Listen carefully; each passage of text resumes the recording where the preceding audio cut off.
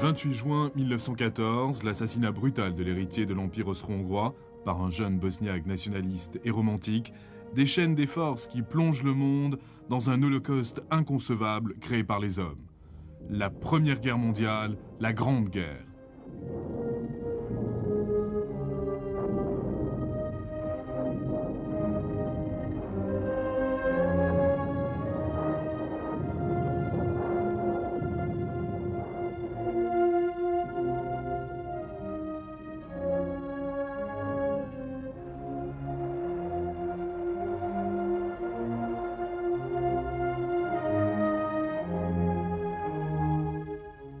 En l'espace de quelques semaines, les armées des grandes puissances impériales européennes se mobilisent, courant au-devant d'un affrontement entraînant le monde entier dans un tourbillon mortel, un conflit impitoyable qui en 4 ans seulement fait 9 millions de morts sur les champs de bataille, cause d'innombrables souffrances et des désolations indescriptibles et transforme complètement la face du monde et des conflits. Mais le meurtre sordide de l'archiduc Ferdinand et de son épouse ne fait que raviver les braises de soupçons, de conflits et de rivalités impériales qui couvent en Europe depuis des décennies. Au centre de ce ferment se trouve l'ambition allemande. Inspiré par le rusé maître diplomate Otto von Bismarck, le chancelier de fer, 35 États allemands disparates fusionnent en une seule entité. Et le succès remporté dans la guerre franco-prussienne de 1870 donne à la jeune Allemagne une position assurée en tant que force militaire européenne. Les 3 décennies suivantes sont témoins de progrès gigantesques dans le domaine de l'industrialisation, de la technologie, de l'éducation et du commerce extérieur. Sa population augmente de 20 millions tandis que celle de la France, son ennemi de longue date, décline. En 1900, une Allemagne forte et sûre d'elle se sent prête à entrer dans le club impérial, à s'intégrer sur la scène mondiale, scène que les autres puissances peuvent juger encombrée. Les autres puissances ont lieu de s'inquiéter lorsque l'empereur Guillaume II oblige Bismarck à démissionner. Bismarck dont la diplomatie vise simplement la défense et la sécurité du Reich naissant. Travailleur et intelligent, mais aussi ambitieux et impulsif, le nouvel empereur endosse le manteau de seigneur de guerre de la caste prussienne militaire, étrangère à la diplomatie, imbue des chimères de la puissance germanique. Cependant, il existe davantage de similitudes que de différences parmi les puissances impériales et leurs classes dirigeantes, état de choses qui aurait dû opposer un rempart à toute idée de conflit. Un cousinage d'empereurs se trouve renforcé par une élite politique et militaire exclusive, tout aussi à l'aise dans les palais somptueux que dans les cercles et les salons de Berlin, Vienne, Pétrograd, Londres ou Paris.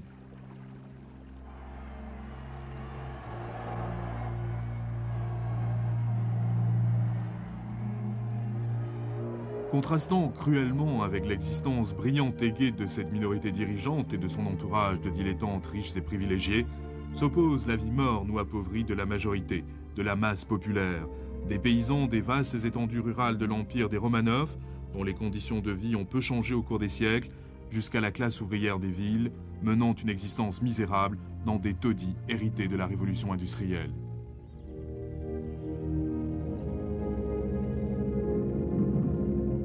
Mais les masses ne sont plus les esclaves d'un féodalisme rigide.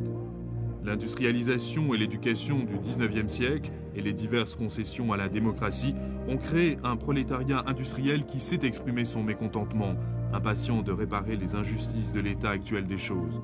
Le spectre du socialisme hante les salons des riches.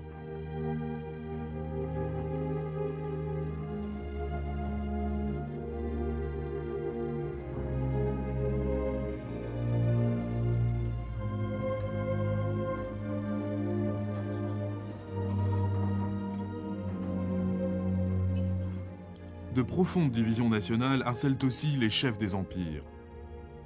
L'empereur François-Joseph d'Autriche exerce une autorité fragile sur un empire millénaire composé de 17 nationalités disparates. Teutons, Slaves, Croates, Serbes, Tchèques, Magyars. La Grande-Bretagne aussi doit faire face à des insurrections inspirées par la campagne pour l'autonomie de l'Irlande. Les dynasties régnantes de l'Europe, entravées par leurs profondes difficultés internes, politiques et sociales, ne semblent guère enclines à faire la guerre à leurs cousins. Et cependant, la course aux armements s'intensifie et le mouvement vers la guerre continue. Personne ne semble vouloir la guerre en 1914. La Russie se remet encore de l'échec de la guerre russo-japonaise de 1904. La France réarme alors qu'elle vient d'élire un gouvernement pacifiste et semble en meilleurs termes avec l'Allemagne. L'Autriche-Hongrie doit faire face à ses propres problèmes causés par les nationalistes combattant dans les Balkans. La Grande-Bretagne, insouciante, se contente de maintenir l'ordre dans son empire. Même en Allemagne, les industriels sont convaincus que l'Allemagne deviendra une puissance de premier rang en Europe uniquement par la vigueur de son économie. Les grandes puissances ont comme atout de dissuasion des armées ou des marines puissantes, et elles nouent des alliances pour empêcher toute agression réciproque éventuelle. Toutes les grandes puissances connaissent de graves problèmes à l'intérieur de leurs frontières, mais à qui pourrait profiter un conflit majeur ?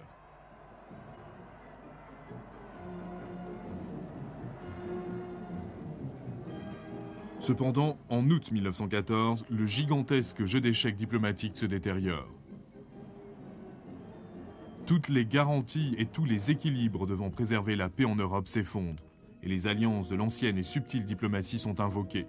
L'Allemagne avec l'Autriche-Hongrie et l'entente cordiale entre la Russie, la France et la Grande-Bretagne.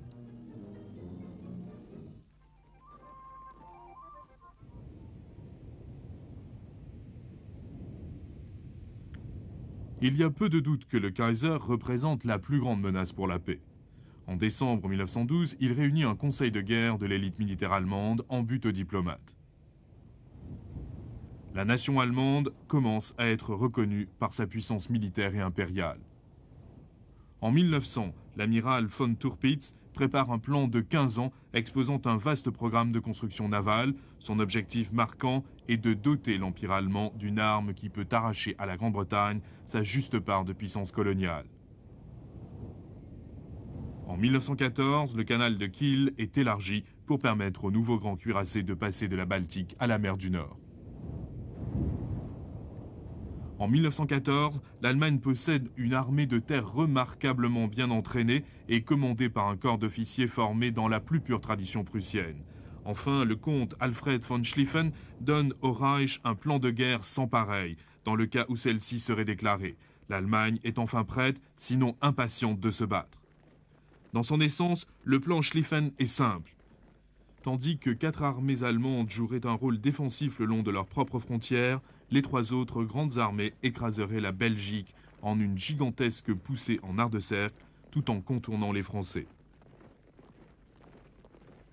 L'élément de rapidité et de surprise balayerait les Français du terrain.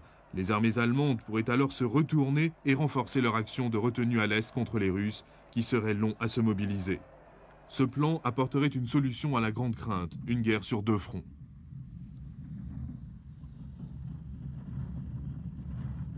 Le plan Schlieffen va dépendre littéralement de la ponctualité du réseau ferroviaire allemand. Le train de 9h45 de Berlin à Bruxelles est toujours le Berlin-Bruxelles. Seule la cargaison a sinistrement changé.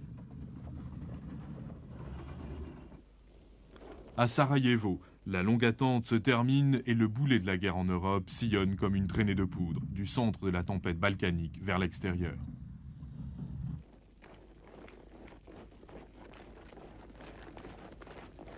Les ultimatums, les menaces et les contre-menaces s'échangent à travers l'Europe. Mais les dés sont jetés, les ambitions vaines, les obligations, la naïve pression publique ou simplement la peur poussent les grandes puissances au combat les unes après les autres. Des millions de troupes sont conduites par le train vers les zones de combat sous les cris perçants de « à Berlin » ou « à Paris ». Mais atteindre la tête de ligne est une chose, transporter de nombreuses armées jusqu'au front en est une autre. Un fantassin ne va pas plus vite en 1914 qu'un siècle auparavant lors de la confrontation de Waterloo.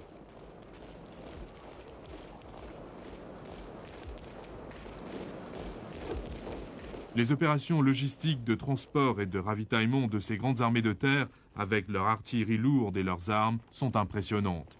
Le déplacement d'une division de 12 000 hommes, avec leurs chevaux, leurs magasins et leurs équipements, demande 1000 wagons. En tête de ligne commence une longue et pénible marche dans la boue pour atteindre le front. Une fois déchargée d'un train, une division occupe 25 km de route et prend 5 heures à passer une borne. La première armée allemande compte à elle seule 320 000 hommes.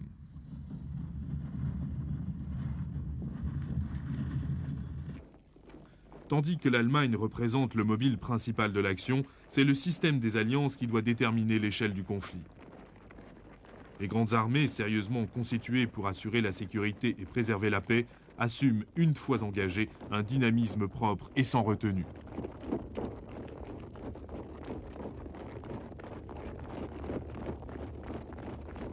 Comme attiré par un aimant vers la bien-aimée Alsace-Lorraine, le plan de guerre français envoie les troupes au nord en direction du Rhin, faisant le jeu des Allemands.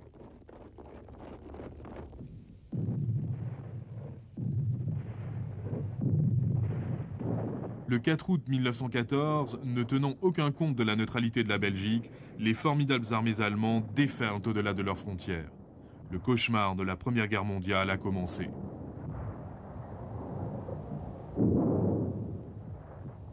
L'illusion première que le conflit n'est qu'une guerre de mouvement est vite dissipée alors même que l'avance rapide des armées allemandes s'épuise à l'approche de la Marne. Certaines unités de la première armée de von Kluck, diminuées et épuisées sur la lisière de l'Arc de Cercle, couvrent une distance moyenne de 40 km par jour. Même si les Allemands gagnent la bataille de la Marne, ils ne peuvent aller plus loin. Leurs lignes de communication vers le haut commandement sont distancées, leurs lignes d'approvisionnement s'épuisent. Ces armées modernes ne peuvent vivre des ressources du pays. Le ressort allemand est distendu.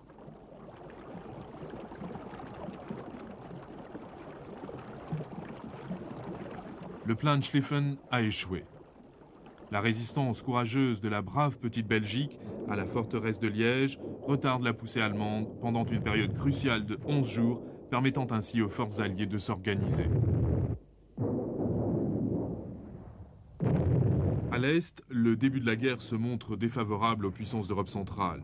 Repoussé avec mépris de la Serbie, avec une aisance extrême par certains des meilleurs guerriers du monde, vaincu à Gubinen par des hordes russes en haillons mais néanmoins irrésistibles et forcé d'évacuer la Galice.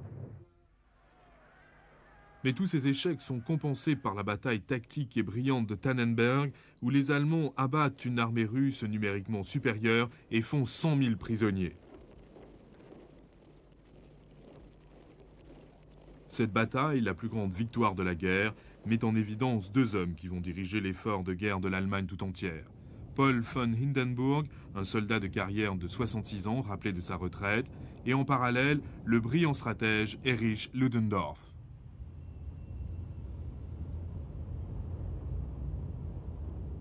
À mesure que les diverses manœuvres d'encerclement au cours des premiers mois sur le front de l'Ouest sont parées et arrêtées, l'échec de la course vers la mer se profile. Il s'épuise, la guerre de mouvement ralentit et les deux armées se retranchent de la Suisse jusqu'à la mer. À l'Est, un front plus fluide se dessine alors que les armées désorientées renoncent à se retrouver dans les grands espaces vides, au-delà des têtes de ligne. Dans le No Man's Land, entre les lignes, des paysans cultivent toujours la terre. On aboutit à une impasse lorsque l'hiver s'installe sur les deux fronts. La guerre ne sera pas finie à Noël.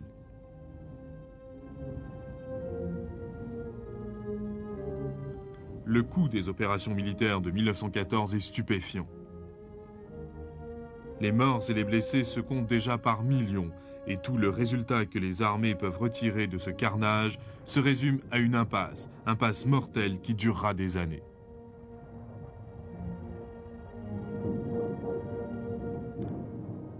Les espérances se heurtent à la dure réalité que connaissent des millions de réfugiés portant leurs pathétiques ballots et fuyant la Belgique occupée sous le regard hébété d'officiers de cavalerie d'opéra comique, avec leurs plumés et fanions, leurs épées, leurs lances et leurs idées démodées, inspectant les champs de bataille. Ce n'est pas la glorieuse et rapide guerre à laquelle ils s'attendaient.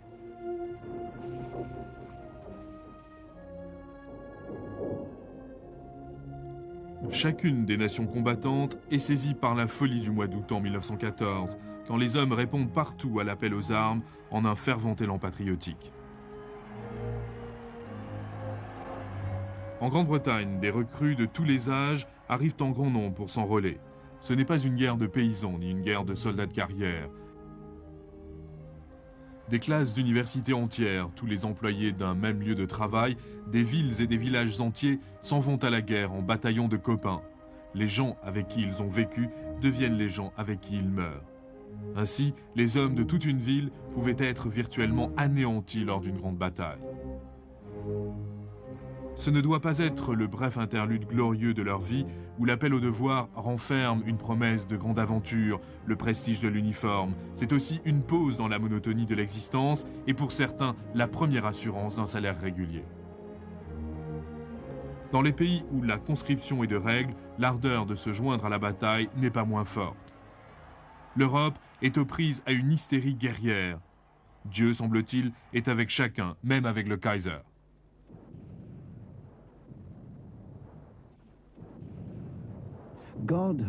Dieu a entendu le chant et le cri des nations en bataille. God save England et God save the King. Dieu par-ci, Dieu par-là et Dieu partout. Mon Dieu, dit alors Dieu. Que de travail pour nous.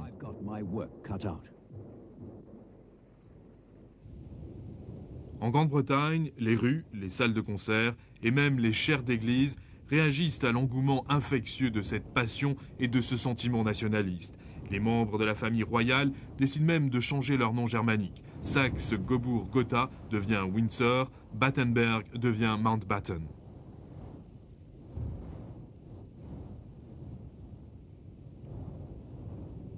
Mais il y a aussi un sinistre aspect à ce zèle populaire, une cruelle xénophobie. La haine pour le Kaiser Guillaume le gangster se mue en outrage et quiconque porte un nom qui semble étranger est victime de la foule.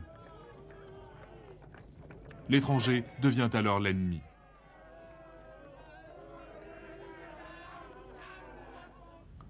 Le rôle de la propagande en tant qu'arme prend un intérêt et une importance inconnus jusqu'ici.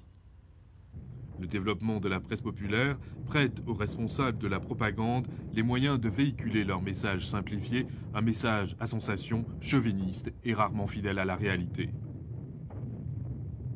L'image de l'ennemi dépeint tel un monstre est avidement absorbée par un public assoiffé de bataille, tandis que l'idée de guerre héroïque et glorieuse est renforcée par la présentation d'une vérité déformée quand il s'agit des cruelles réalités.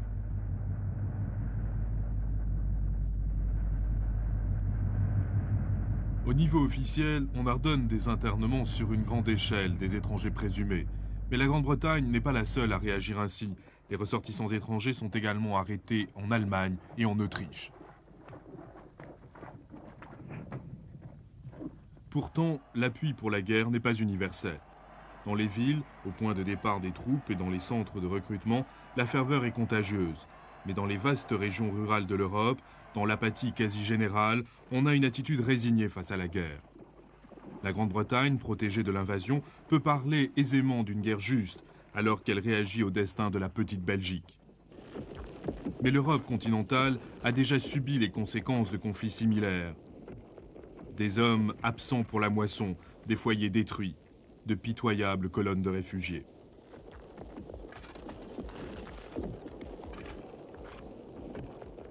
La guerre qui se prolonge cause des problèmes gigantesques pour les hommes politiques. En Grande-Bretagne en particulier, l'économie doit être mise sur le pied de guerre pour assurer des vivres aux soldats affamés. Le recrutement continu laisse de graves lacunes dans la main-d'œuvre industrielle.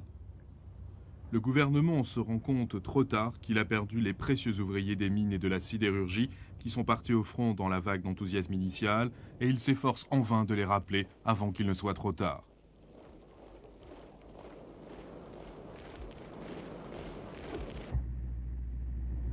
Mais la majorité des brèches sont comblées par des femmes et finalement par des enfants. Légalisation cynique d'une pratique devenue habituelle depuis longtemps dans les familles très pauvres. Tandis que les suffragettes de la classe moyenne saluent l'accroissement de la main-d'œuvre féminine comme un nouvel acquis en faveur de l'émancipation, la vérité bien connue de la classe ouvrière est qu'il s'agit simplement d'un travail supplémentaire. On peut gagner davantage d'argent dans les usines de munitions que comme domestique ou dans les filatures. Mais les responsables de la propagande tirent parti de cette nouvelle armée nationale féminine, malgré les protestations et le ressentiment manifestés dans les lieux de travail traditionnellement masculins et les inquiétudes de danger moral et d'abandon d'enfants. Toute fascination disparaît bien vite, les femmes s'apercevant qu'elles assument 2 emplois et travaillent durant un nombre d'heures incroyable. La plupart des foyers ont au moins un soutien de famille à l'armée et les augmentations de salaire n'arrivent pas à compenser l'inflation galopante. Seuls les usuriers amassent de l'argent grâce à la guerre.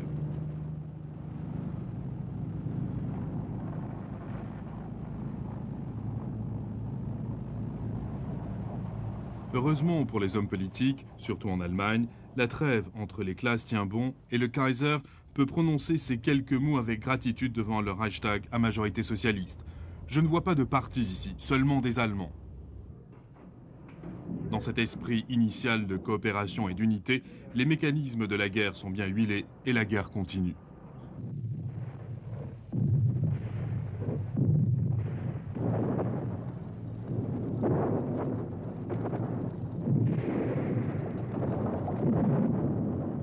L'entrée en guerre de la Grande-Bretagne et de sa marine démontre que la guerre européenne devient une guerre mondiale, alors que la guerre se poursuit partout où l'Allemagne ou ses alliés ont de l'influence. La marine britannique transporte des troupes à son gré et la grande flotte allemande est impuissante face à elle. L'Empire britannique domine les mers.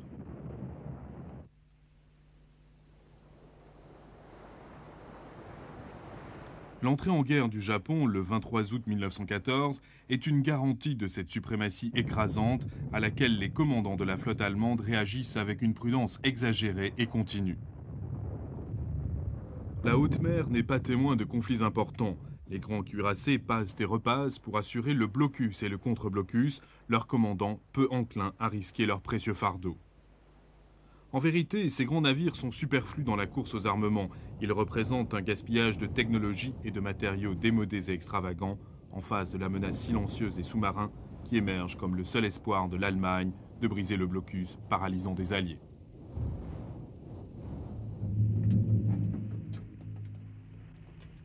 Une attaque sous-marine isolée a un effet politique profond sur la guerre. Le 17 mai 1915, le sous-marin allemand U-20 torpille le paquebot de la ligne Cunard-Lusitania dans la dernière partie de son voyage de New York à Liverpool. 1198 hommes, femmes et enfants parmi les 2000 passagers, y compris des Américains, périssent dans le naufrage. Alors que leurs corps sont rejetés sur les plages de Kinsale, le public réagit avec horreur, particulièrement en Amérique, pays neutre. Il fut révélé plus tard que le paquebot transportait en fait du matériel de guerre. Mais le tort avait été fait. La nation neutre la plus puissante, les États-Unis, est attirée inexorablement vers la cause des Alliés. Le torpillage du Lusitania n'est pas le seul signe de l'aspect sinistre et mortel de la guerre moderne. Et le sous-marin n'est pas la seule arme du XXe siècle à dissiper les derniers vestiges romantiques de la contemplation de la guerre.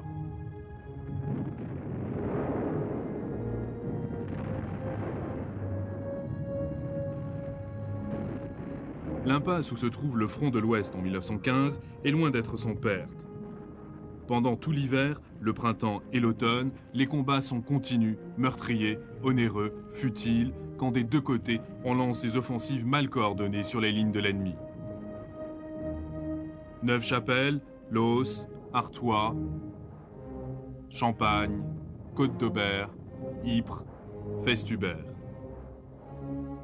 Les mortiers, les obusiers et l'artillerie lourde creusent ce paysage qu'on ne peut oublier et qui reste comme l'image surréaliste de la Grande Guerre. Un terrain vague saccagé, boueux, sanglant, couvert de corps mutilés des combattants.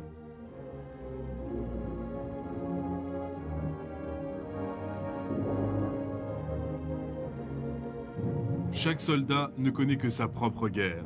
Le monde bizarre du simple soldat n'est qu'un point sur la scène monumentale de la guerre dans lequel il ressent toute une gamme d'émotions, depuis la peur paralysante jusqu'à l'ennui abject. Le long de ces quelques centaines de mètres de front, il vit avec sa nouvelle famille, son propre escadron ou peloton, la seule chose qui ait un sens dans ce monde de cauchemars infesté de rats et de poux, pénétré de la puanteur envahissante de cordite et de pourriture.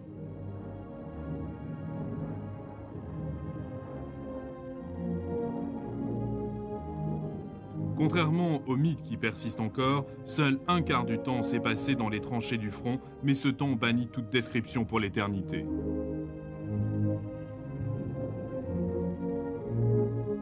Pour le reste, s'il survit, la vie est d'une monotonie prévisible, relevée seulement d'un humour fataliste, légèrement insolent et des liens étroits de camaraderie. Mais l'humour prend une nuance amère.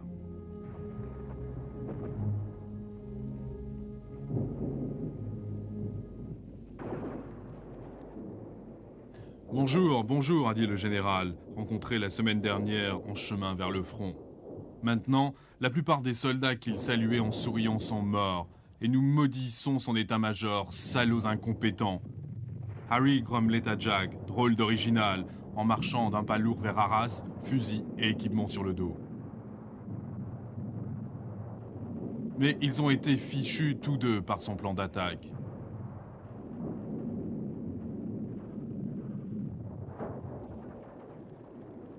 Les généraux sont tout aussi perplexes, et acculés par le monstre effrayant qui est déchaîné, ils essaient désespérément de lancer des forces géantes depuis la salle des cartes, loin du front, en criant des ordres contradictoires dans les téléphones de terrain, le long d'une chaîne de commandement embrouillée.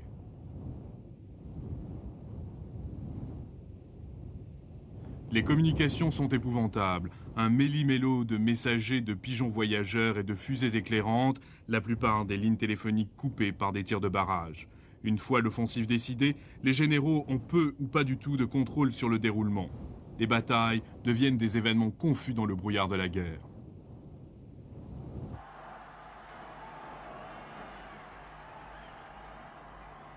Cependant, le phénomène de solidarité nationale, au milieu d'une saignée et de souffrances effroyables, tient bon, malgré quelques faibles manifestations de mécontentement.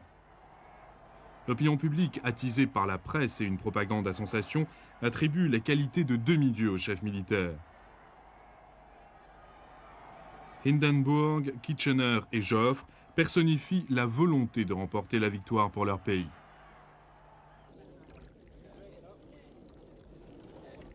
Tout citoyen loyal est censé avoir une foi aveugle en ces grands guerriers qui, à vrai dire, perdent de pied comme ils tâtonnent à la recherche de l'insaisissable victoire qui les sortira du cauchemar.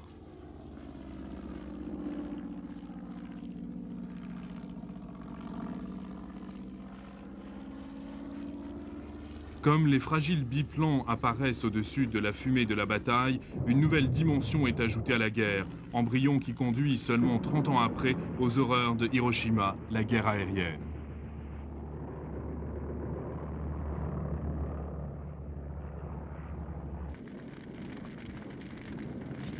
Mais la puissance aérienne en est à ses débuts. L'avion n'est qu'un simple outil de reconnaissance, de mitraillage au sol primitif et de perturbation mineure des mouvements de troupes ennemies et de leurs lignes de ravitaillement. Les combats romancés entre avions de chasse des chevaliers du ciel, avec les forces du légendaire baron rouge von Richthofen, sont plus un spectacle pour l'infanterie lasse et harassée au sol qu'ils n'ont d'influence sur le cours de la guerre. Et même les gigantesques zeppelins, plus grandes menaces à leur équipage qu'à leur cible, sont observés et jugés comme une invention extravagante par un public ébahi. L'avion n'est que le petit enfant de la guerre.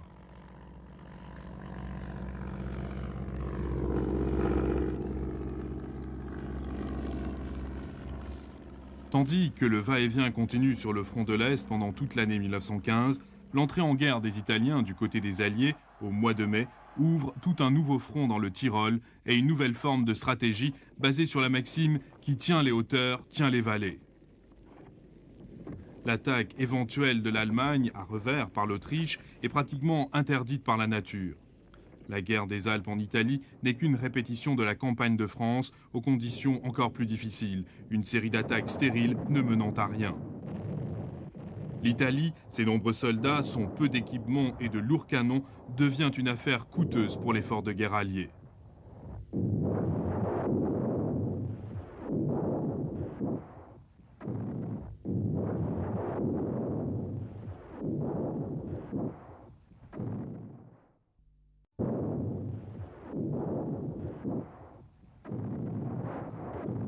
En septembre 1915, Foxy Ferdinand de Bulgarie, voisin de la Serbie, s'allie secrètement avec l'Allemagne. Et en octobre, les Britanniques et les Français débarquent à Salonique, dans la Grèce neutre.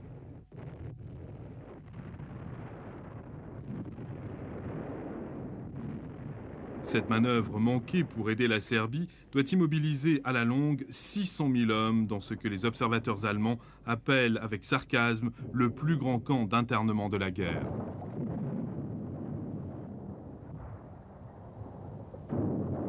La Turquie se révèle aussi comme une saignée sur les ressources alliées, réclamant de plus en plus de troupes impériales pour les campagnes de Mésopotamie et des Dardanelles.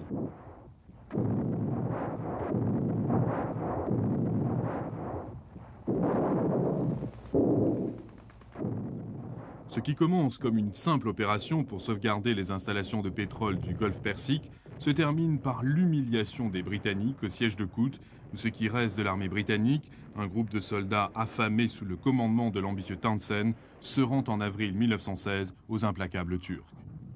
Les troupes indiennes émaciées se laissent mourir de faim plutôt que de manger de la viande de cheval. La Turquie, bien qu'un ennemi secondaire, se montre un adversaire redoutable. À Gallipoli, les forces britanniques, australiennes, néo-zélandaises et françaises combinées sont très mal équipées. Elles rencontrent une vive résistance de la part des Turcs et ne parviennent qu'à prendre pied précairement sur la péninsule au cap Hélas et à la crique Anzac avant que la campagne ne s'installe dans l'impasse de tranchées trop familières, rendue insupportable par la chaleur extrême, les maladies et l'insuffisance critique d'approvisionnement. La puissance maritime britannique, tant vantée, fait gravement défaut alors que la guerre est acculée dans une nouvelle impasse.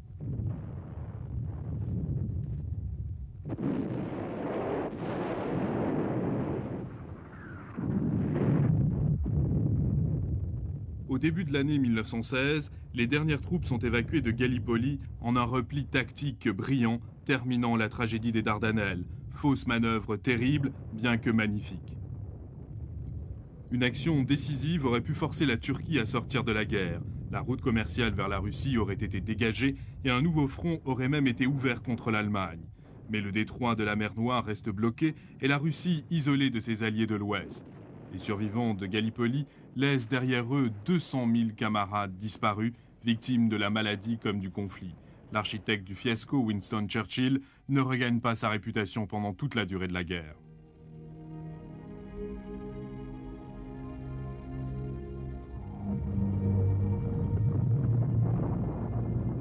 Pourtant, le grand carnage ne s'est pas encore produit.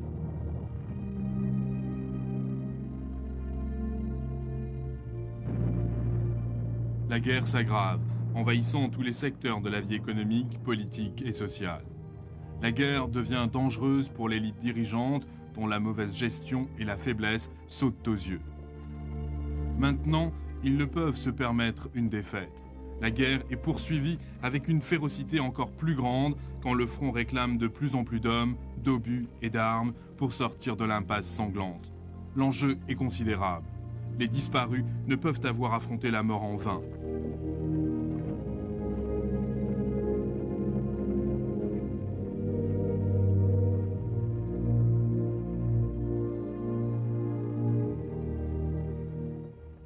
De cette campagne résolue sur le front de l'Ouest résultent 3 batailles qui deviennent le symbole de la Première Guerre mondiale, du carnage effrayant, des opérations qui ne mènent à rien. Verdun, la Somme et Passchendaele.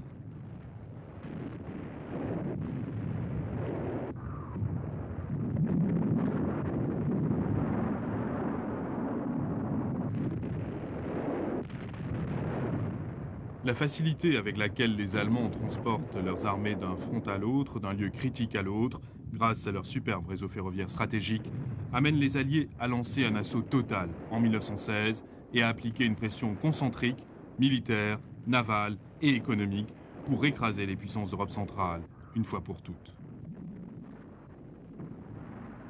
Le pivot de la stratégie doit être une attaque massive où les lignes alliées se rencontrent, à la Somme.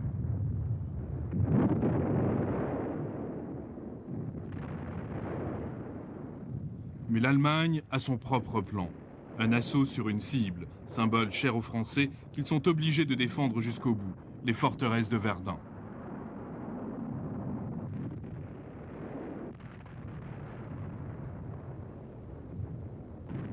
À 7 h du matin, le 21 février 1916, les Allemands commencent la grande bataille avec le bombardement le plus destructif jamais vu dans cette guerre.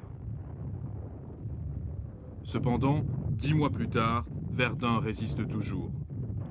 Grâce à la ténacité des Français, à la voie sacrée, l'artère vitale par laquelle 3000 camions par jour apportent des vivres à l'armée assiégée, Verdun est toujours en vie. Mais à quel prix ? Le grand creuset de destruction a fait 700 000 victimes parmi les Français et les Allemands, et tout cela pour quelques futiles forteresses.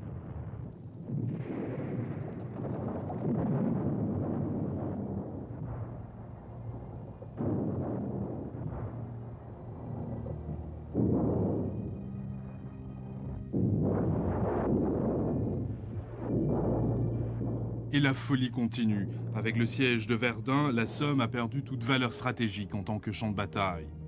Cependant, avec une obstination classique, les Britanniques décident de mettre leur plan à exécution contre un ennemi bien préparé, fort d'un système de tranchées-abris de 12 mètres de profondeur, bien protégé contre le plus fort bombardement.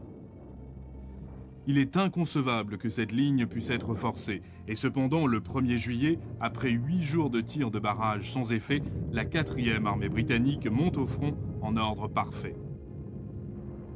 Vague après vague, les troupes d'infanterie quittent leurs tranchées un matin de juillet ensoleillé pour aller s'empêtrer avec un équipement lourd dans les fils de fer enchevêtrés et s'embourber dans les cratères et les fondrières creusées par le bombardement.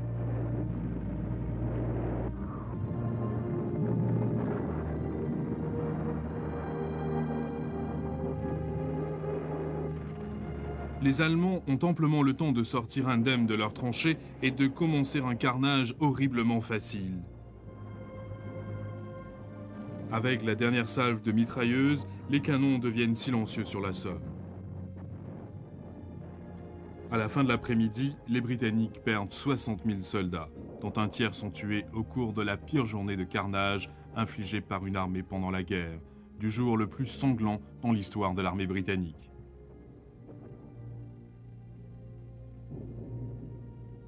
Trois jours s'écoulent avant que tous les blessés puissent être ramenés dans des douleurs intenses du champ de tuerie. Et pourtant, pendant 6 mois encore, le bain de sang continue, avec une indifférence presque criminelle de la part des généraux qui refusent de renoncer à leur vantardise ou changer quoi que ce soit à la rigueur de leur plan. C'est la guerre selon les règles, une tentative de contrôle des incertitudes et des confusions de la guerre en refusant simplement de les reconnaître. Au 13 novembre, la vanité obstinée des deux camps cause 1 million de morts et de blessés.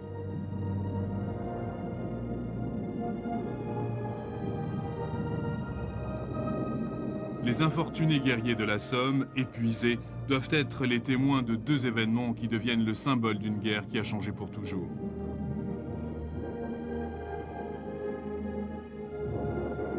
Le 14 juillet, dans une soudaine attaque matinale du front allemand, les lignes sont occupées sur 8 km. Puis survient cette échappée traditionnelle dont rêve tout général britannique. L'infanterie est témoin d'un spectacle unique sur le front de l'Ouest. 3 divisions de cavalerie galopant vers la brèche, au son du clairon, les fanions au vent, les lances étincelantes. La vision glorieuse s'écroule alors que les mitrailleuses ouvrent le feu.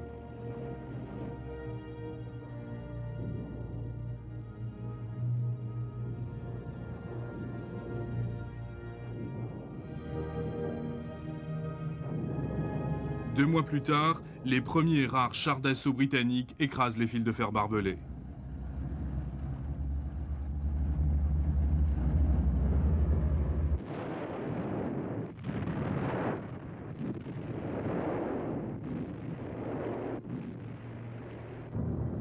L'idéalisme périt sur la Somme.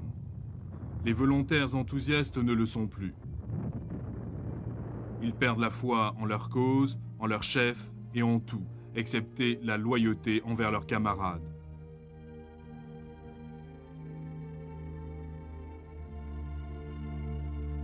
Les populations civiles sentent la guerre se rapprocher. Parmi les victimes se trouvent non pas des héros lointains, mais leurs amis, leurs parents, leurs proches.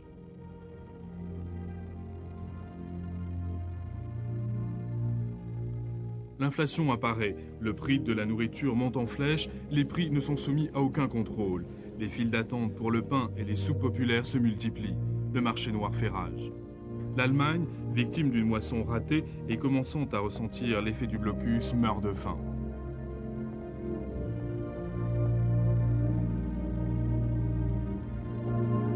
Mais malgré les privations qui pénètrent dans la vie d'un nombre toujours plus grand de la population, en Grande-Bretagne, les riches peuvent toujours se permettre des divertissements. Sans doute ferment-ils une aile de leur demeure pour économiser le combustible, ou perdent-ils quelques domestiques allant travailler dans les usines de munitions, mais il y a toujours Ascot et le Derby, même si la gaieté de Paris leur est interdite.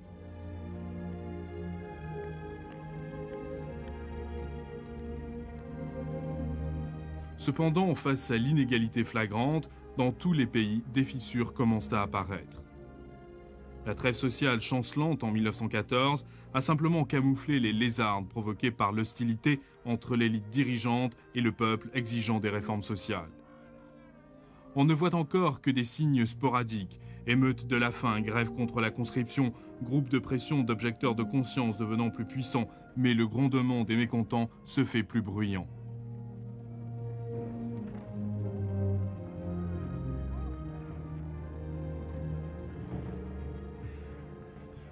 Les troubles nationalistes alimentent ce feu caché. La révolte arabe contre l'Empire ottoman, le soulèvement de Pâques manqué des séparatistes irlandais, les désertions des Tchèques dans les armées austro-hongroises polyglottes qui sont déjà affaiblies par l'offensive d'été du général russe Brusilov en 1916. Cette offensive a des conséquences politiques d'une portée considérable. Les armées des Habsbourg perdent leur enthousiasme pour la lutte.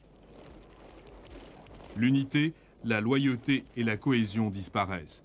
Et la perte d'1 million de soldats au cours de cette dernière grande campagne russe de la guerre contribue à l'effondrement de la dynastie des Romanov, dégageant la voie pour la révolution de 1917, alors qu'on assiste à la débandade des Russes et leur abandon de la guerre en signe de mécontentement.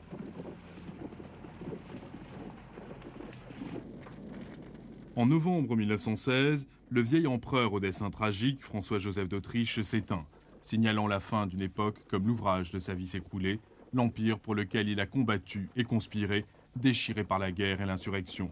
Avec lui, l'ancienne Europe disparaît à jamais.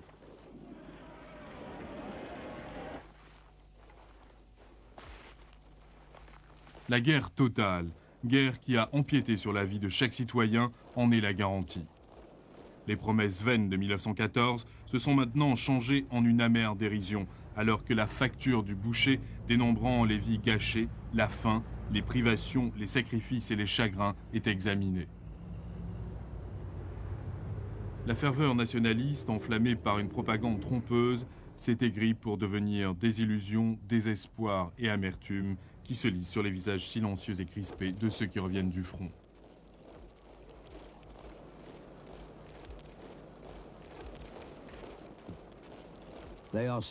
On me demande où je suis allé, ce que j'ai fait, ce que j'ai vu.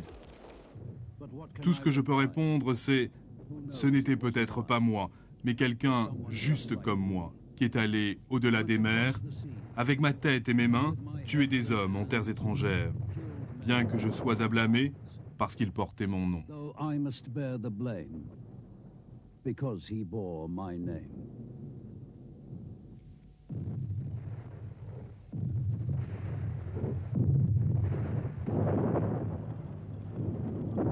Mais il n'y aura pas de paix ni de compromis.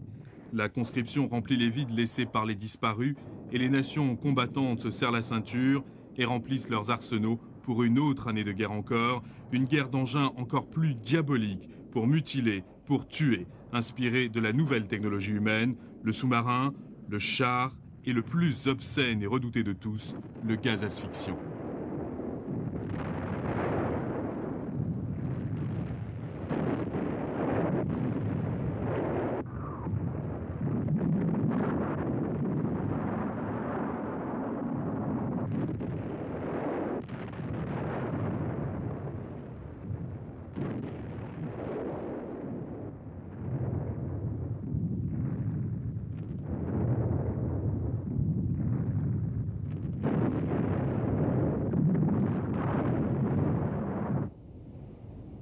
Par contraste avec l'Europe, l'Amérique, qui a mis un point d'honneur à ne pas faire la guerre, jouit de la période la plus prospère de son histoire, s'enrichissant en fournissant les besoins des Alliés, tandis que le président Woodrow Wilson joue le rôle d'artisan de la paix.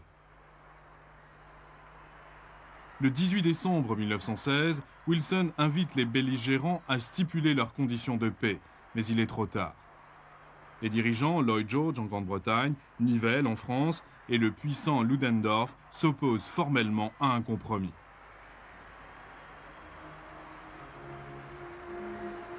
Les Alliés sont alors résolus à entraîner les États-Unis dans la guerre. Il ne faut qu'un dernier appel à l'idéalisme américain pour porter ces vastes ressources du côté des Alliés. Les Yankees arriveront bientôt et la guerre continuera.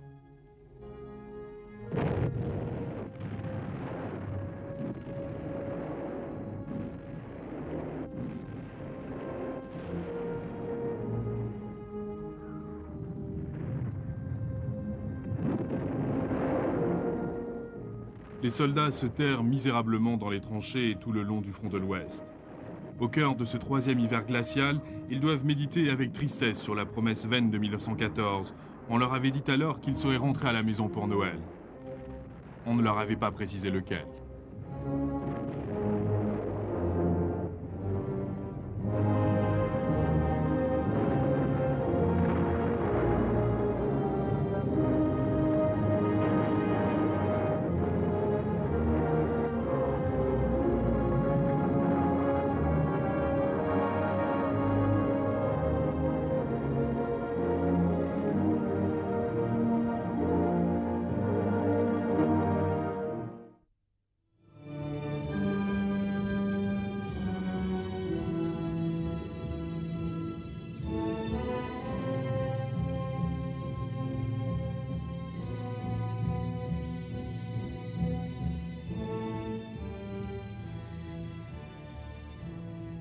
Au cours de l'été 1914, les nations de l'Europe entrent dans un conflit d'une sauvagerie imprévisible et sans précédent.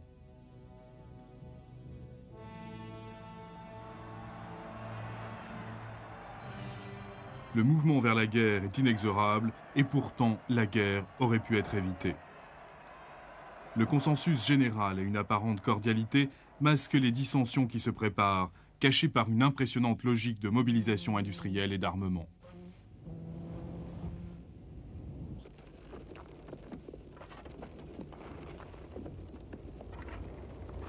Du centre de la tempête balkanique, les vents de la guerre se déchaînent vers l'extérieur, engouffrant les nations les unes après les autres.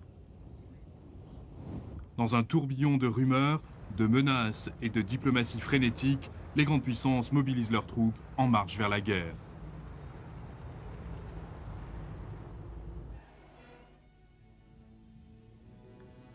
Pendant 40 ans, une structure d'alliance maintient l'équilibre du pouvoir en Europe et par conséquent la paix. En 1914, cette structure se cristallise en deux grands camps armés.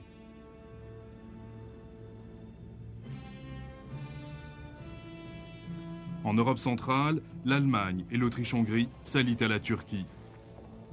À la périphérie, la Grande-Bretagne, la France et la Russie font le contrepoids.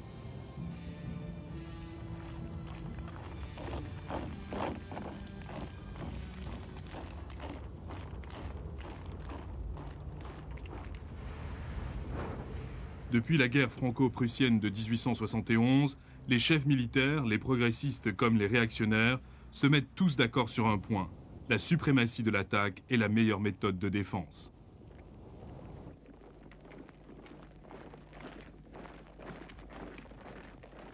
La mobilisation des Russes à l'appui de leurs intérêts dans les Balkans provoque une peur panique parmi les puissances d'Europe centrale.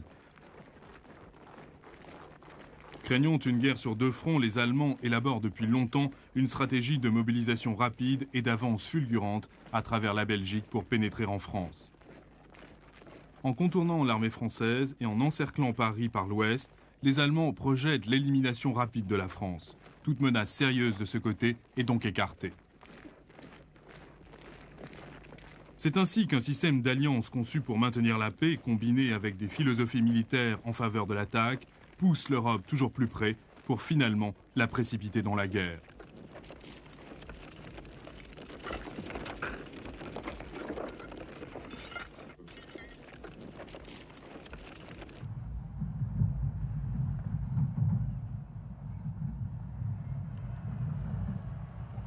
La ferveur guerrière est généralisée. Chaque nation entre en guerre croyant le faire au titre de la légitime défense. Et à la perspective de nobles sacrifices, d'aventures et de gloire, vient s'ajouter la conviction d'une vertu morale. On voit partout des démonstrations d'unité nationale. Le patriotisme est exacerbé par la propagande. Les conflits intérieurs se dissipent dans un nouvel esprit de conciliation et de compromis. Il y a un sentiment universel de vertu et une certitude que tout sera réglé très vite.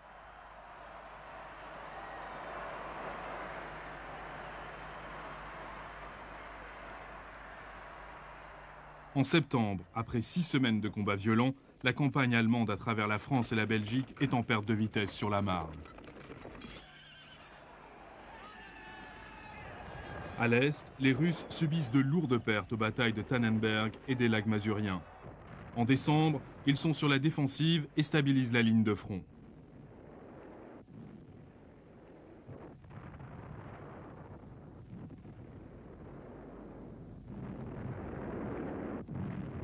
En France, la guerre dégénère en un futile massacre, rendu encore plus terrible par un bombardement incessant. Les deux camps combattent pour regagner l'initiative et reprendre la guerre de mouvement. Face à une impasse en France et face à une pause inquiétante sur le front de l'Est, les Alliés obtiennent l'intervention de l'Italie grâce à des promesses de gains territoriaux en Autriche et dans les Balkans. Mais la contribution des Italiens se montre insuffisante pour affronter les puissances d'Europe centrale ou pour forcer l'impasse militaire en retirant des forces des autres fronts.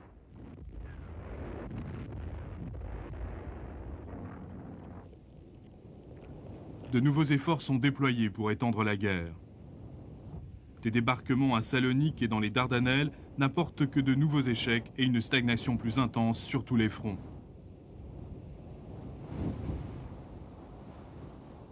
On essaie de faire porter le fardeau de la guerre aux populations civiles. Les flottes de haute mer de la Grande-Bretagne et de la France imposent un blocus de leurs ennemis continentaux. Sous les eaux, les Allemands imposent leur propre blocus.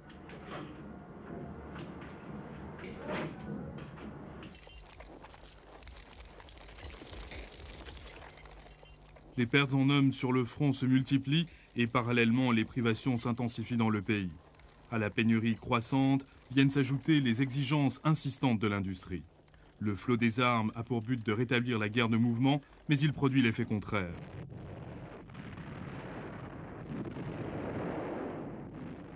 Sur un terrain défoncé et tourmenté par les incessants bombardements, les troupes qui avancent sont dans une situation désavantageuse sur tous les points.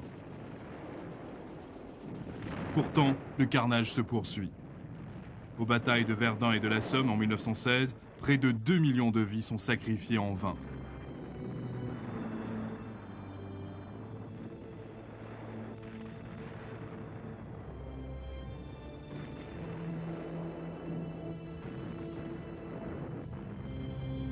Cette stagnation ne renferme guère d'espoir de solution pacifique.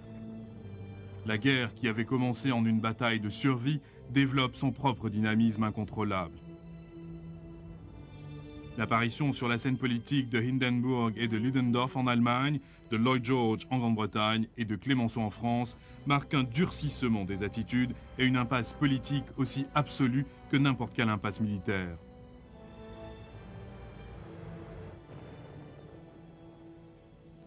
C'est ainsi qu'en 1917, les puissances sont toujours en guerre. Le conflit est rendu encore plus mortel et plus insoluble par l'impasse des armes et le manque d'initiative.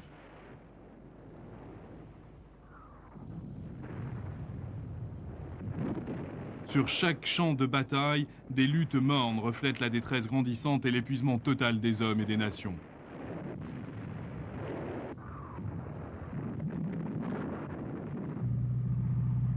Seul dans les airs, un sentiment de vigueur et de mouvement voit le jour.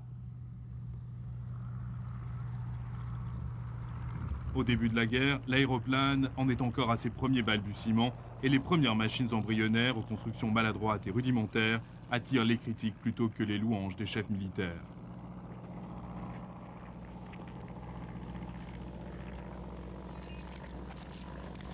Cependant, dans les premiers mois de la guerre, ils prouvent leur valeur et justifient amplement les investissements qui leur sont accordés de mauvaise grâce.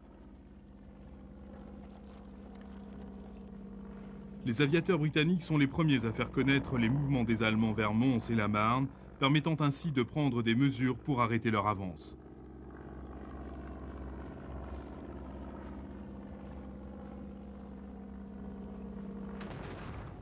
Les pionniers de la reconnaissance aérienne sont munis de pistolets ou de carabines.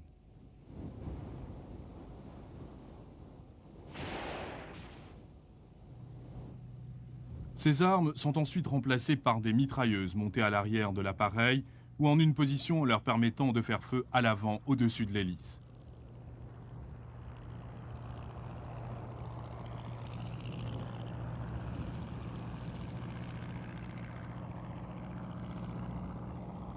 C'est en 1915 qu'est mis au point l'interrupteur mécanique. Ce dispositif permet à l'arme de faire feu à travers l'arc de l'hélice en déclenchant la culasse lorsque la pale se trouve dans la ligne de tir.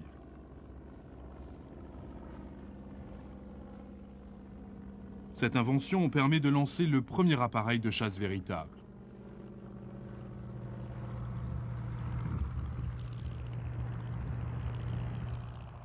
Les progrès remarquables de la technologie des aéroplanes au cours de la guerre et le développement simultané des tactiques de combat aérien reflètent un esprit d'initiative qui fait singulièrement défaut dans presque tous les autres théâtres de conflit.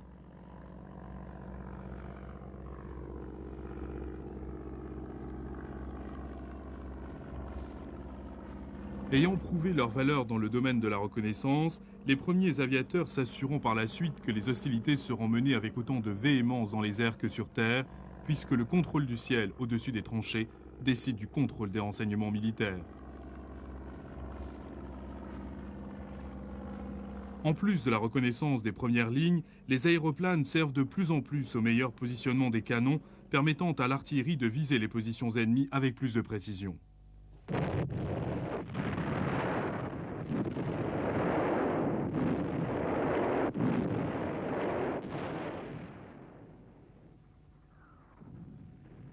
À partir de ces débuts primitifs devaient évoluer les premiers bombardiers spécialisés et le commencement de ce qui va devenir une controverse sans fin entre le bombardement tactique et le bombardement stratégique.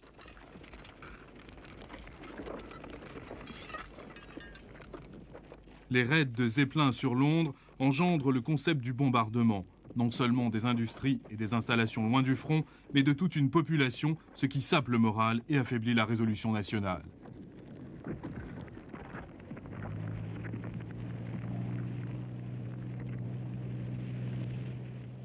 Le rôle en évolution des aéroplanes conduit à des spécialisations et des divergences par la production de différents modèles destinés à des usages variés. En 1917, on assiste à la mise au point des premiers bombardiers à longue portée. Parmi eux, le remarquable Gotha, un avion bimoteur à hélice propulsive qui reprend en grande partie le rôle du Zeppelin en bombardant Londres par intermittence de 1917 jusqu'à la fin de la guerre.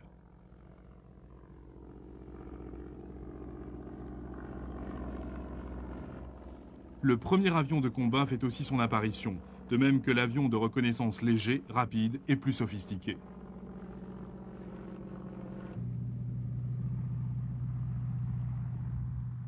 De grands progrès voient le jour dans le développement de formations spécialisées, alors que les deux camps cherchent à résoudre les nouveaux problèmes de la défense aérienne. En même temps que les ballons de barrage, les canons antiaériens font leur apparition. Au début, les canons de campagne de l'armée sont munis d'affûts à forte déviation, mais ils sont accompagnés bientôt d'armes spécialisées lançant des obus munis de fusées à retardement.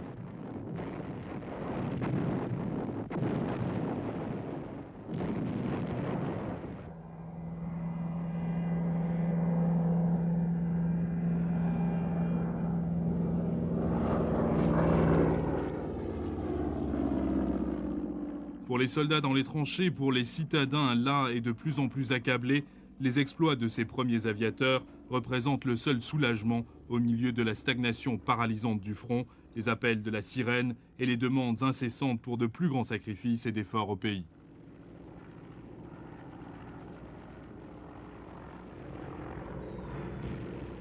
Survolant les armées qui se morfondent dans la boue envahissante, ils tiennent la promesse illusoire qui a tant galvanisé les nations pendant l'été de 1914. La promesse d'aventure, de nobles combats, d'actions héroïques.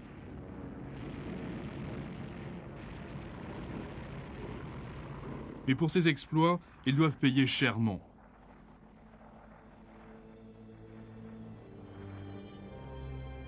En un mois, en 1917, sur le front de l'Ouest, les Britanniques seuls perdent 316 pilotes et observateurs et 224 avions. À cette époque, presque un tiers de leur entière force d'opération.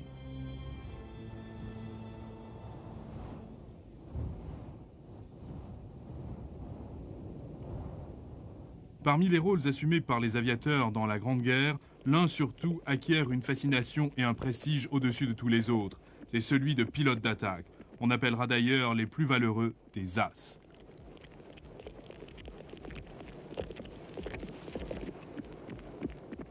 Parmi eux se trouvent des noms destinés à figurer pour toujours dans les annales de la guerre. Manfred von Richthofen, le Baron Rouge, Major Mick Manock du Royal Flying Corps, le pilote d'attaque et as canadien Billy Bishop, et un autre qui doit mettre sa réputation au service de l'infamie dans une autre guerre, l'as allemand Hermann Göring.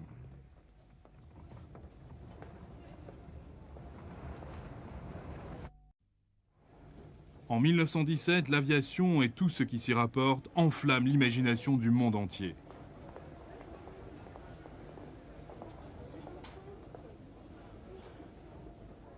Les progrès réalisés dans d'autres domaines sont plus lents et souvent l'objet d'intrigues politiques.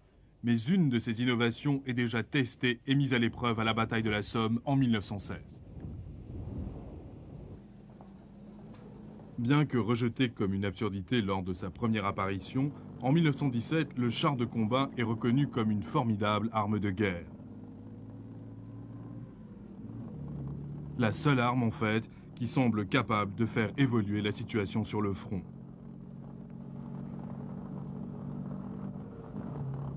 En Grande-Bretagne et en France, différents modèles sont mis au point et testés dans un climat de ferveur et d'impatience.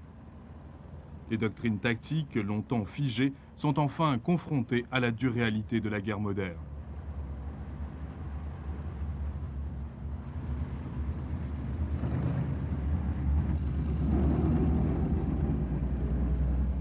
Cependant, tandis que ces machines offrent la possibilité de sortir de l'impasse sur le front, elles contribuent aussi à l'industrialisation grandissante de la guerre, combat tout aussi crucial malgré son éloignement géographique du champ de bataille.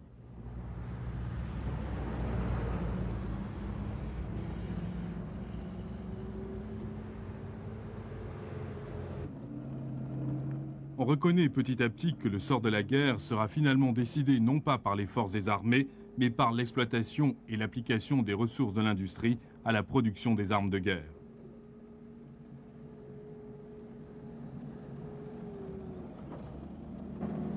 Le nombre de soldats n'est plus considéré comme aussi important que le nombre de chars, de canons et d'aéroplanes.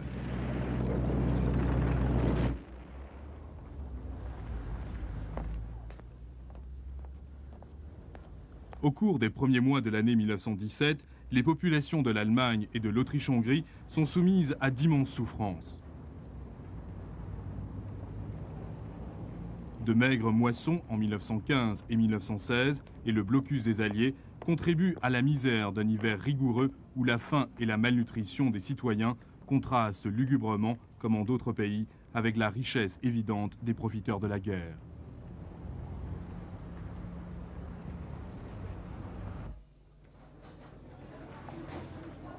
L'aggravation de la pénurie dans chaque pays entraîne l'apparition du marché noir et donc à des inégalités encore plus grandes, un sentiment d'impuissance et au ressentiment.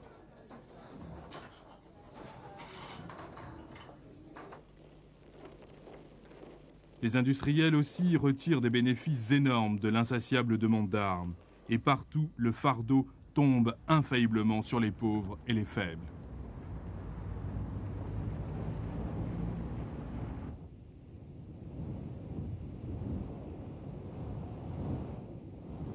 Pendant les premières années de la guerre, les Allemands n'attaquent pas au hasard les navires alliés, mais confrontés à une pénurie critique et à un blocus toujours plus dur, le commandement allemand se résout à une offensive sous-marine de grande envergure. Le désespoir allemand est tel qu'ils ne peuvent s'empêcher d'entraîner indirectement les États-Unis dans la guerre.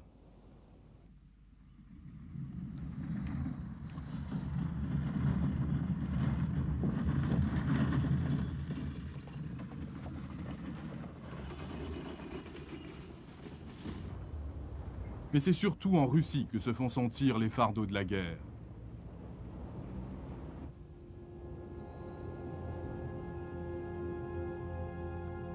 L'industrialisation est arrivée tard en Russie. Ces paysans ne sont libérés de leur servage que depuis 1861. Dès lors, le pays connaît de graves troubles sociaux.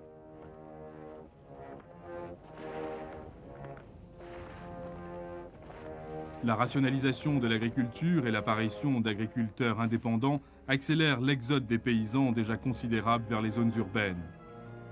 Le prolétariat déraciné et affamé envahit les villes.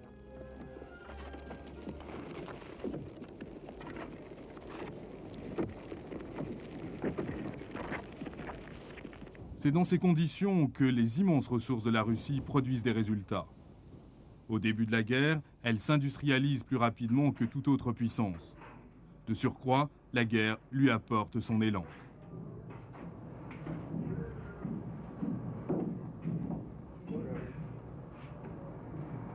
Au cours des premières années de la guerre, la Russie subit une transformation industrielle inégalée par son ampleur et son intensité. Sa production de matériel de guerre augmente de façon spectaculaire.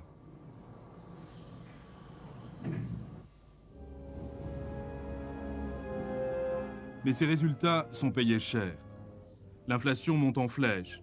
Le réseau de communication commence à se désintégrer. Des stocks de nourriture s'entassent dans les campagnes, tandis que les citadins ont faim.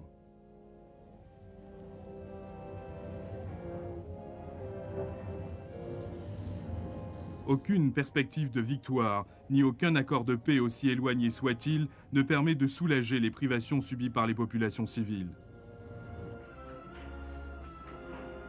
En 1917, l'économie russe, chancelante, est au bord de l'abîme. Sa population civile, tout comme son armée, traumatisée, démoralisée, perplexe.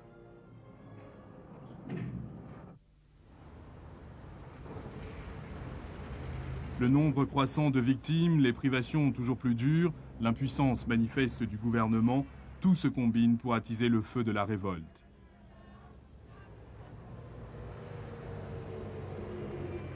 Les grèves et les manifestations balaient Saint-Pétersbourg.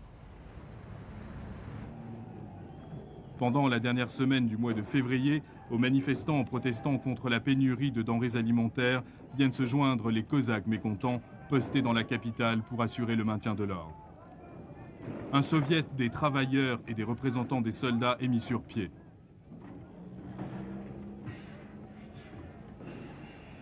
Une immense foule se dirige vers la Douma, assemblée représentative instituée par le tsar, mais sans pouvoir réel.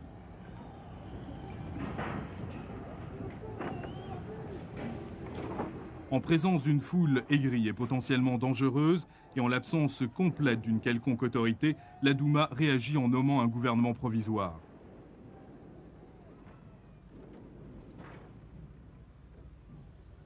Trois jours plus tard, le 2 mars, le tsar abdique, reconnaissant ainsi le gouvernement provisoire et la révolution.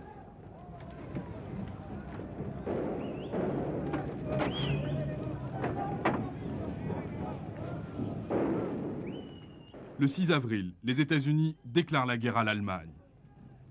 L'offensive de grande envergure des sous-marins allemands rend leur intervention inévitable. Le déclenchement de la guerre délivre l'Amérique de la récession, entraînant l'essor de son économie en 1915 et 1916, alors qu'elle subvient aux besoins des nations en guerre.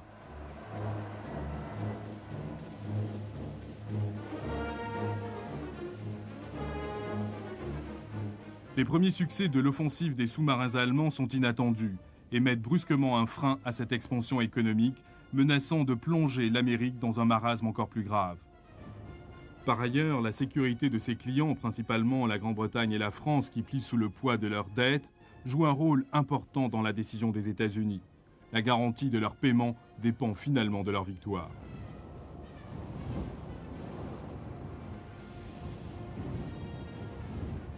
Cependant, l'entrée en guerre des États-Unis n'est pas inspirée simplement par ses âpres calculs économiques.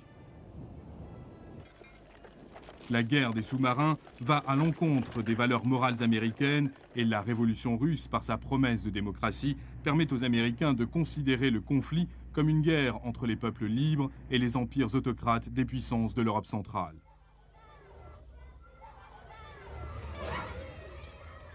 L'entrée en guerre de l'Amérique apporte peu de répit immédiat à la Grande-Bretagne, souffrant maintenant d'une pénurie chronique et d'un mécontentement latent. Au cours des 5 premiers mois de l'offensive sous-marine allemande, les pertes en navires sont très importantes. Au cours du seul mois d'avril, un navire sur 4 qui apparaît ne revient jamais. Il semble que la Grande-Bretagne est elle-même menacée par l'ultime catastrophe, un sort qu'elle voulait infliger à l'Allemagne, la famine qui entraîne la défaite.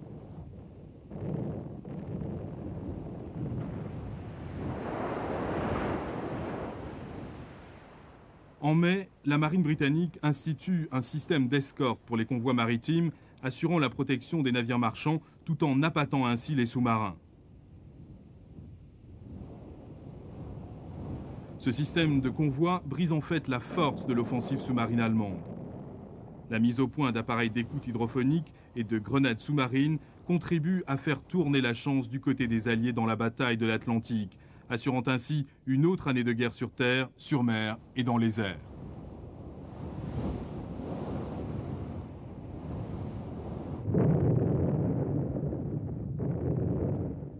Le printemps n'apporte que davantage de carnage sur les champs de bataille de France.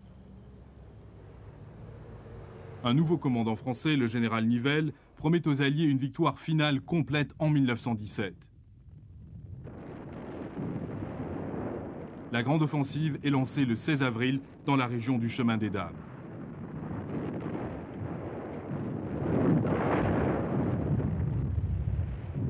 Dès le début, l'attaque est un désastre. Malgré des succès mineurs remportés par les Britanniques dans les environs d'Arras à l'ouest, l'attaque principale s'embourbe devant les positions allemandes, à peine touchées par un bombardement fourni. Le soir, Nivelle n'avançait que de 500 mètres, au prix de pertes effrayantes. Le mois suivant, Nivelle persiste dans son offensive. Il obtient sa promotion en promettant la victoire. Il doit donc absolument tenir sa promesse pour éviter un désastre personnel.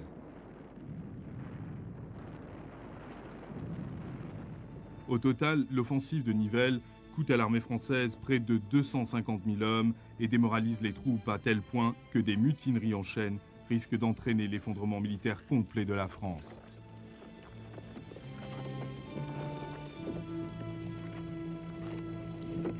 En mai, l'offensive finit par s'essouffler. Comparé aux pertes, les gains paraissent insignifiants. Pour l'infanterie française, il semble que ce sacrifice ait été entièrement vain.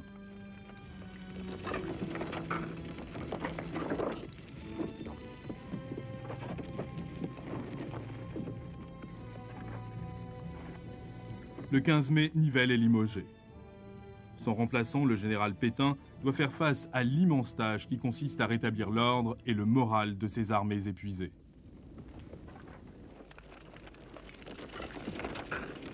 L'échec des Français au Chemin des Dames place la responsabilité de l'attaque sur les Britanniques, leurs forces étant reconstituées et rééquipées depuis le désastre de la Somme.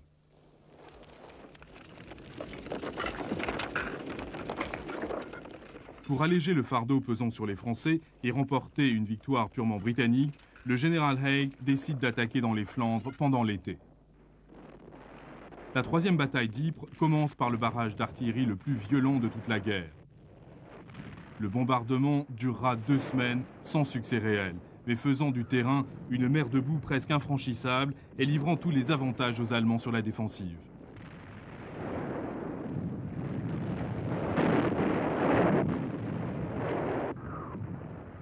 L'attaque initiale se poursuit pendant 5 jours, une avance de 3 km au prix de 32 000 morts. Les chars massés derrière les lignes ne peuvent prendre part à la bataille. Le sol ne supporte plus leur poids.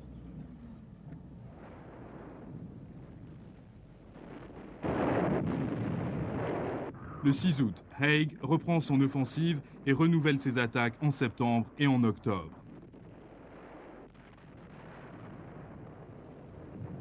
En novembre, Haig avance de 9 km, capturant la côte de Passendale et ce qui reste du village qui donnera son nom à la bataille. La prise de Passchendaele coûte la vie à plus de 500 000 hommes, dont un grand nombre périssent noyés.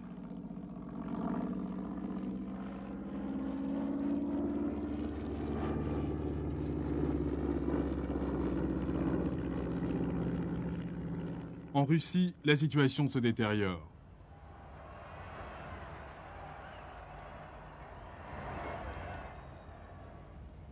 Une lutte intense oppose le gouvernement provisoire, création de la Douma, aux soviets improvisés, véritable enfant de la révolution.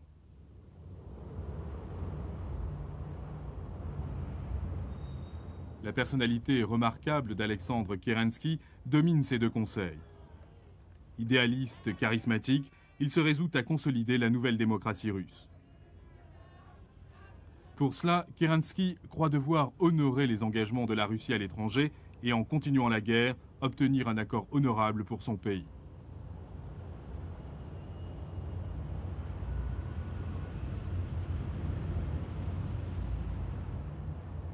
Mais selon l'ordre numéro 1 du Soviet, le simple soldat russe ne peut être forcé d'exécuter les ordres qui sont en contradiction avec ses désirs personnels.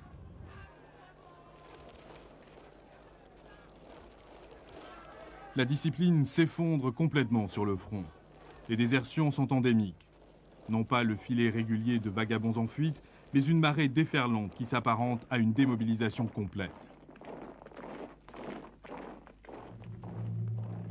D'autres forces plus insidieuses menacent Kerensky. Les événements de février prennent les révolutionnaires professionnels russes par surprise, embarras qu'ils tiennent absolument à masquer.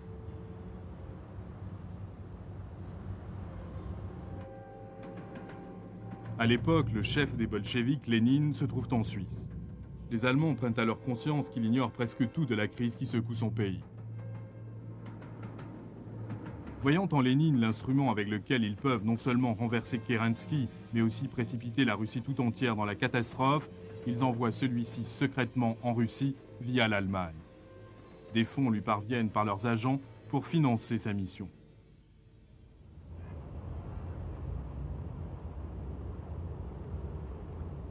La première tentative de Lénine pour renverser Kerensky échoue. À la suite d'un coup d'État manqué en juillet, Lénine est démasqué comme un agent allemand et forcé de fuir Saint-Pétersbourg. Il se déguise en rasant sa moustache et en endossant les vêtements d'un ouvrier.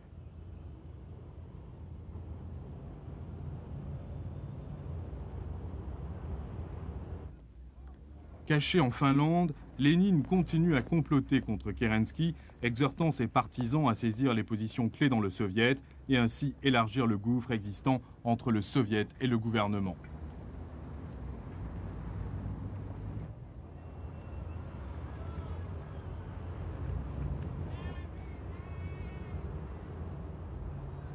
Le conflit opposant le gouvernement à ce qui reste de l'armée, en parallèle à un chaos économique et industriel grandissant, affaiblit davantage Kerensky et renforce la position des bolcheviks, s'armant alors frénétiquement en prévision de l'effondrement total du gouvernement.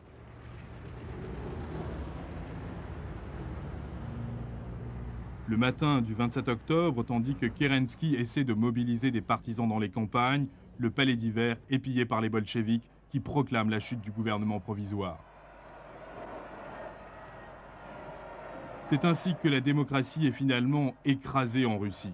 La victoire des bolcheviks met fin à la participation de la Russie à la guerre, participation devenue plus symbolique que réelle.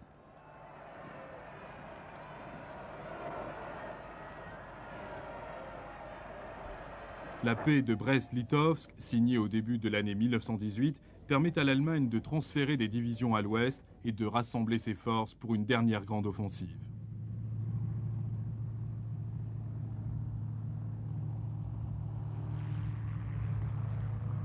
La lutte pour s'assurer la suprématie aérienne repose autant sur la technologie que sur la tactique. Les progrès remarquables des premières années de la guerre acquièrent des raffinements subtils au cours de la dernière année. Une légère amélioration de structure ou de la puissance du moteur, augmentant la vitesse d'un appareil ou donnant un avantage distinct à sa performance, peut lui permettre immédiatement de surpasser la machine d'un adversaire, transformant pratiquement l'aéroplane en une arme mortelle. Le Sopwith Camel assure la supériorité des Britanniques en 1917, mais l'arrivée de l'incomparable Fokker Mark 7 en 1918 rend aux Allemands la suprématie aérienne.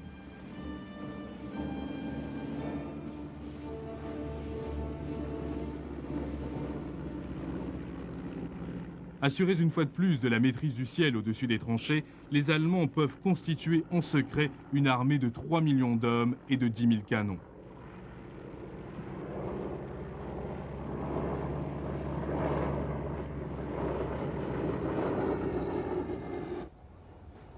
Le plan de Ludendorff est de déclencher une offensive fulgurante le long d'un front de 60 km. Le but est d'écraser les armées britanniques sur la Somme, déséquilibrer le front allié et repousser la ligne d'est en ouest. L'offensive débute à l'aube du 21 mars 1918.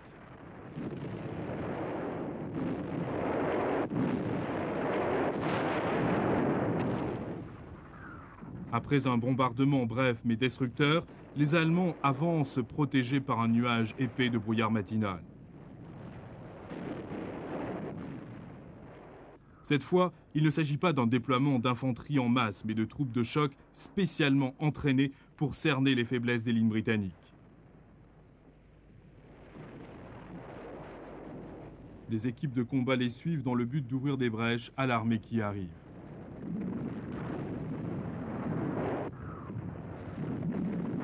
Ces tactiques sont complètement nouvelles, tactiques d'avance éclair et d'encerclement rapide. Elles seraient connues plus tard sous le nom de tactique Blitzkrieg.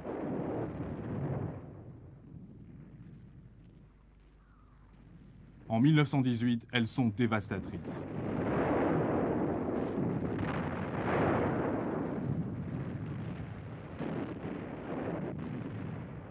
À la tombée de la nuit, les Allemands s'enfoncent dans l'arrière-garde de la zone de bataille britannique et en l'espace de quelques jours poursuivent leur marche en pleine campagne.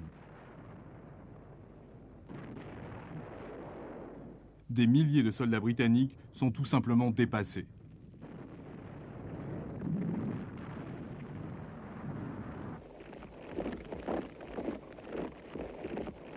Il semble à bien des gens que la guerre est sur le point de se terminer. Les lignes britanniques sur la Somme sont enfoncées et leurs armées menacées de disparition. Les Français se préparent à se replier sur Paris.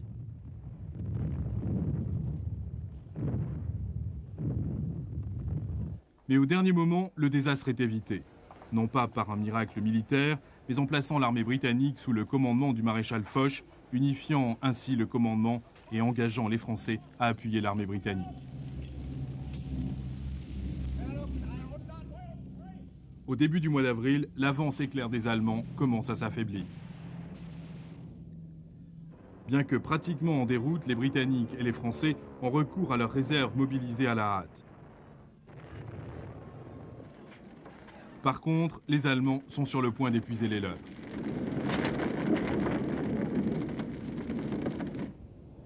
Pendant 4 jours, les Allemands arrêtent leur offensive pour se rééquiper et se réapprovisionner. Les deux camps savent que la guerre entre maintenant dans une phase décisive. Les troupes américaines arrivent enfin en nombre suffisant pour faire pencher la balance. Si seulement les Alliés peuvent braver l'orage allemand, la guerre sera finalement gagnée.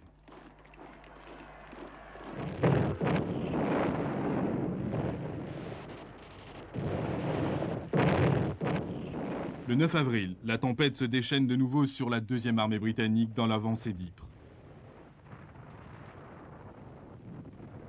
De nouveau, les Allemands envahissent la zone de bataille britannique, progressant en certains endroits de 20 km.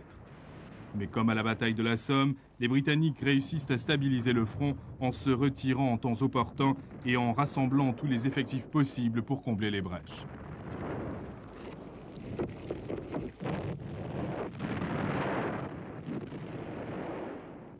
Repoussée au centre et à l'ouest du front, l'attaque se détourne vers les lignes françaises le long du chemin des Dames. Le 3 juin, les Allemands déferlent sur ces lieux. Ils avancent impitoyablement de 60 km vers la Marne. Mais là, les Allemands reçoivent sans embâche leur premier avertissement sur ce qui les attend. La route de Paris est bloquée, non pas par les Français, mais par les Américains.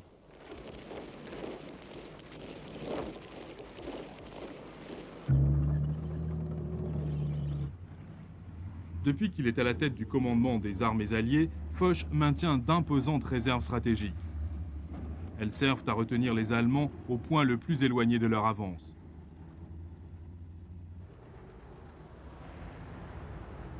Pendant tout le mois de juillet, le front résiste et la menace sur Paris est contenue sur la Marne. En août, les Britanniques, avec les Français qui luttent à leur côté, lancent la contre-attaque à Amiens.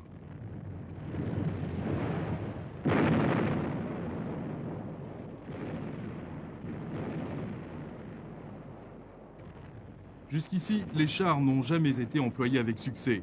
Depuis les batailles de la Somme en 1916, où les chars se sont lamentablement embourbés, leurs immenses avantages ont été gaspillés par une incompétence tactique et une réticence obstinée à les traiter autrement que comme des équipements superflus et coûteux.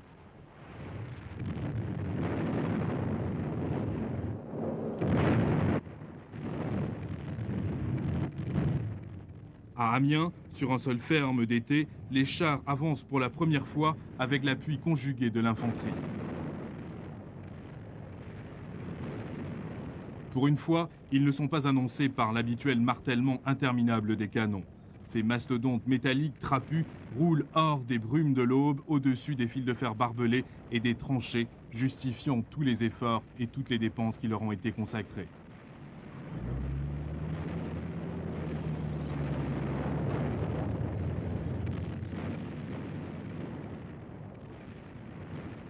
Dans la soirée, les chars sont à 11 km de leur ligne de départ.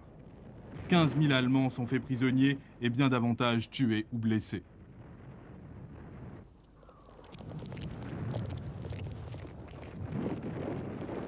Pourtant, le 8 août 1918 est bien plus qu'une victoire pour le bon sens.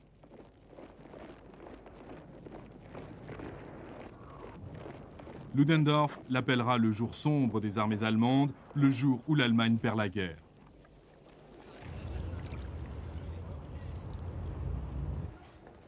Cependant, si les implications de la défaite d'Amiens sont comprises du haut commandement, elles sont loin d'être claires aux yeux de l'infanterie allemande, dont la patience est mise à rude épreuve.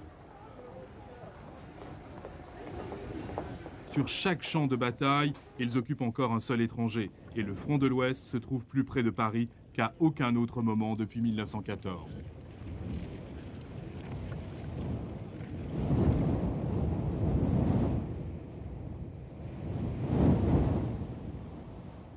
Mais le flux continu des troupes et des armes américaines assure que Paris restera pour toujours au-delà de la portée de l'Allemagne, alors qu'aux immenses flottes de la Grande-Bretagne et de la France s'ajoute celle de l'Amérique, transformant le blocus en étau d'acier toujours plus resserré.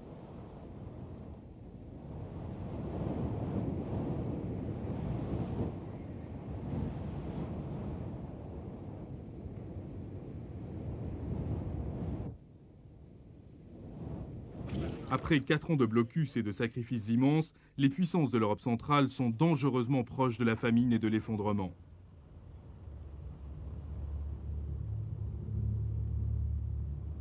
La capitulation de la Bulgarie en septembre 1918 apporte encore plus d'isolation et de privation.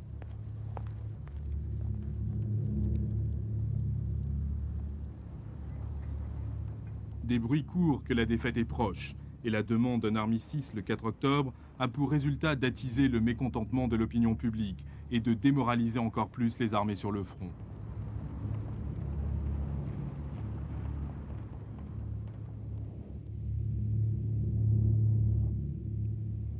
Face à la puissance militaire croissante des Alliés sur terre, en mer et dans les airs, les Alliés de l'Allemagne vacillent puis s'écroulent.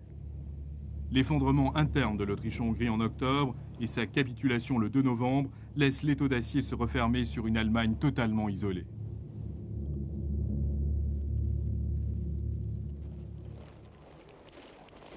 En Allemagne, les négociations s'éternisent avec en toile de fond des intrigues politiques et des troubles civils. Des initiatives symboliques et sans substance sont lancées en faveur de la démocratie parlementaire. Ludendorff est révoqué.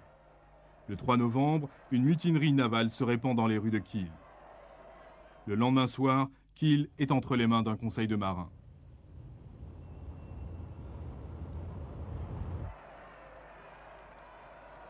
La révolte se propage à Hambourg, Brême, Wilhelmshaven, Cologne. La révolution infligée à la Russie grâce à des complots allemands menace à présent l'Allemagne elle-même.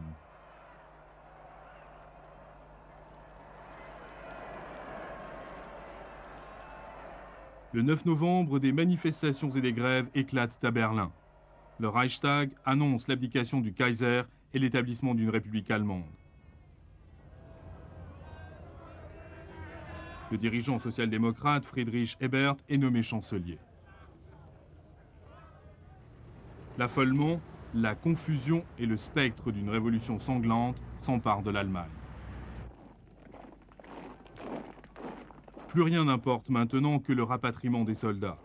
Parmi eux, on trouve toujours des hommes fidèles à la patrie, toujours prêts à la servir lorsqu'elle connaît les plus grands dangers.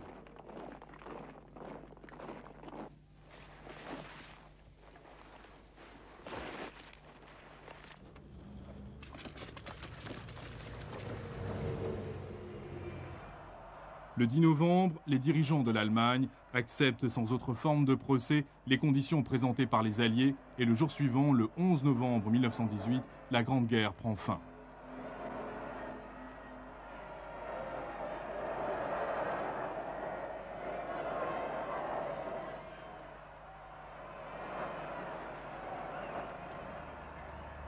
L'Allemagne n'a guère de raison de se réjouir. L'armistice que ses représentants ont signé ressemble fort à une capitulation sans condition. L'évacuation immédiate de la France et de la Belgique correspond à ses pressants besoins de rétablir l'ordre dans le pays. Mais elle doit aussi accepter de livrer à l'occupation étrangère de vastes régions de la Rhénanie et céder d'immenses quantités d'équipements de guerre, y compris une grande partie de son aviation et de sa flotte. De telles concessions ternissent l'image de la Nouvelle République aux yeux de ses héritiers.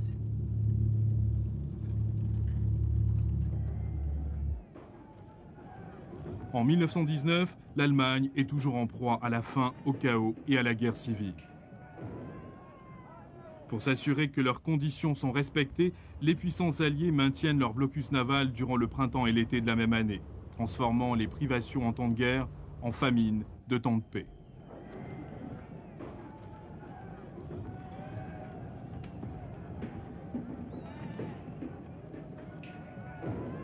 Parmi les troupes démobilisées, la jeune République trouve les hommes pour chasser le spectre de la Révolution et ramener l'ordre dans la patrie.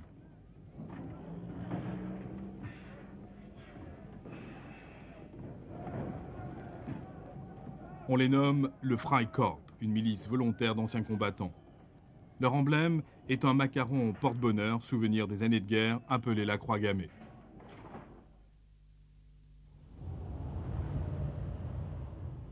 Les puissances victorieuses se réunissent à Versailles pour décider des conditions de la paix.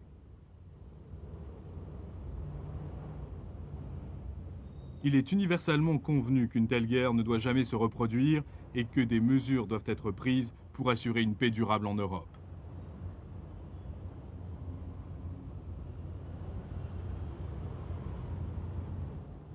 L'Allemagne doit être punie.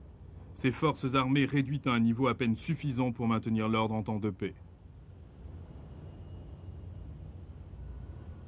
Les vainqueurs doivent se partager ses colonies et certaines parties de son territoire national. Mais il reste aussi la question des réparations, des dédommagements pour les dégâts matériels causés. Ces questions sont importantes pour les négociateurs de Versailles.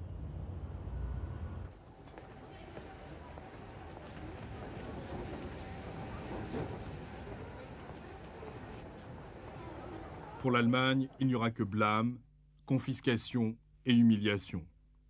Et pour la jeune République, un traité de paix qui la brisera, et ce faisant, condamne le monde à une autre guerre.